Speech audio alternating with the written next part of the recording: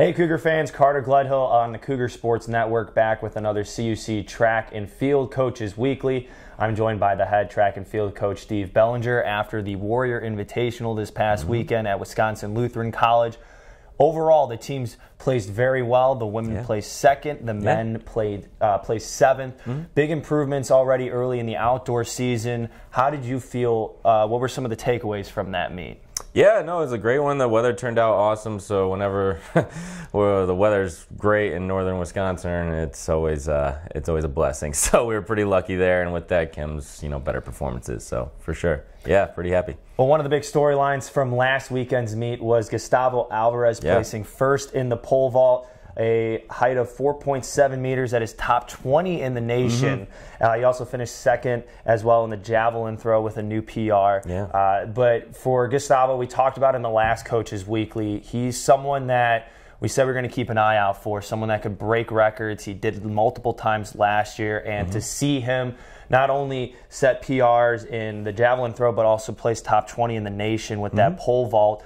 What does that show about him, especially moving forward in the outdoor season? Yeah, he's ready to go. We've been working on trying to get him on bigger poles. We actually had a few attempts. We elected after he won the meet, you get to choose what height to go up to next.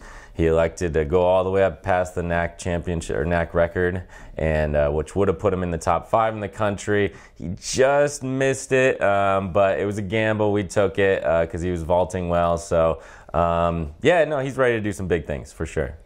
And some other notable finishes from the weekend. Avery Jones, third in the high jump as well. You had a 4x100 relay team. Matthew Cardwell, Austin Knight, Vince Scarnato, and John Cano. Also a big thing that I saw too in the field events, Martin Egbo, third in hammer throw, which was a new PR for him, and then also placing third in discus as well.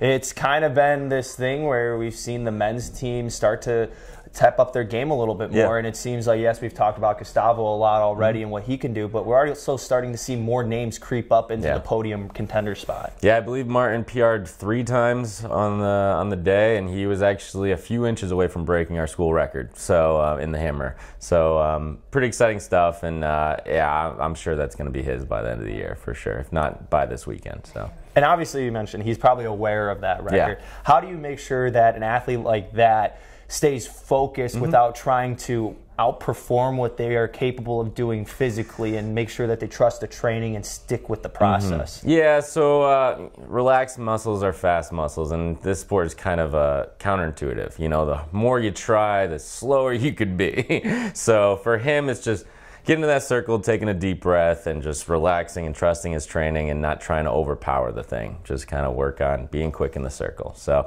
he's going to get it. He's a determined kid. He's strong. He's a beast, but he's also a great leader for our team. So I have no doubt that record's going to be his soon.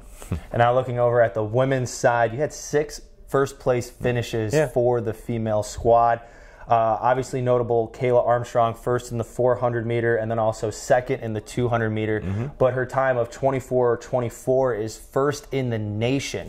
Were you expecting that kind of performance this early in the season from her? Kayla always shows up when it's game time. She really does. So I'm not surprised. But yeah, we're working back from a hamstring injury in the indoor season. So she's been slowly working back from that, and to go out there and execute like she did. Yeah, no, I mean, nothing ever surprises me with her. So yeah, no, we're definitely happy for it, and we're looking for some big things for her by the end of the year too. Oh, national champion, and talking to another national champion now, Simone Wilson, 400 meter hurdle, crushed that, got first place in that event. Also saw Zara Samore in the triple jump first place, Gabrielle Harding in discus, and then Madeline Babisky in javelin. So we're starting to see the women's side is really starting to come together, and there's just consistent efforts from everybody on that squad.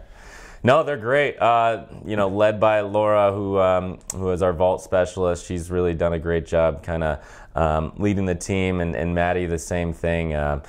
Yeah, we're shaping up really well at this time of the year. This is the time that we expect some big performances going into more of that championship season. So, yeah, it's right on time. And one other event to talk about, too, which I noticed was pretty interesting as well, the 4x400 relay team. Simone Wilson, Kayla Armstrong, Eve Shelton, and then Deja Wilson.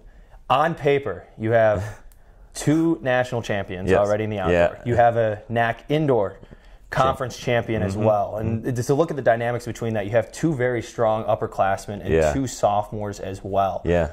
What are the expectations for that team going forward in that event? Pretty good. I mean,